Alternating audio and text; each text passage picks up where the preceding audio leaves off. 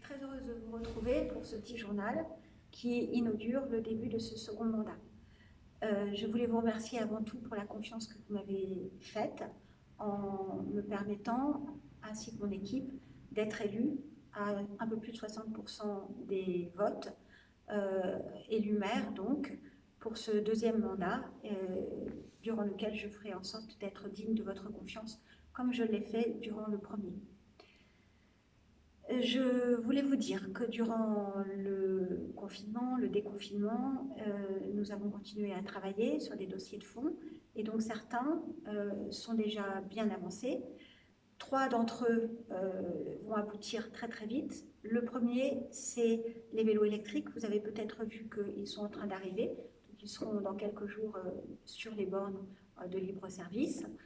Je voulais vous dire aussi que j'ai signé avec Frédéric Valtou, maire de Fontainebleau, lui aussi réélu, il y a quelques jours, nous avons signé ensemble une convention pour cofinancer une étude d'urbanisme qui va travailler sur la requalification, la rénovation complète de l'axe central qui va de Valvin jusqu'au Square Patton. Cette grande artère qui est commune à nos deux villes justifie absolument que nous voyons comment on peut y aménager une voie douce pour les cyclistes et également qu'on y facilite le trafic des bus. Donc cette étude voilà, va pouvoir commencer très vite et nous en aurons le résultat. J'espère qu'ils nous permettront d'envisager sa requalification complète ensemble au cours du mandat.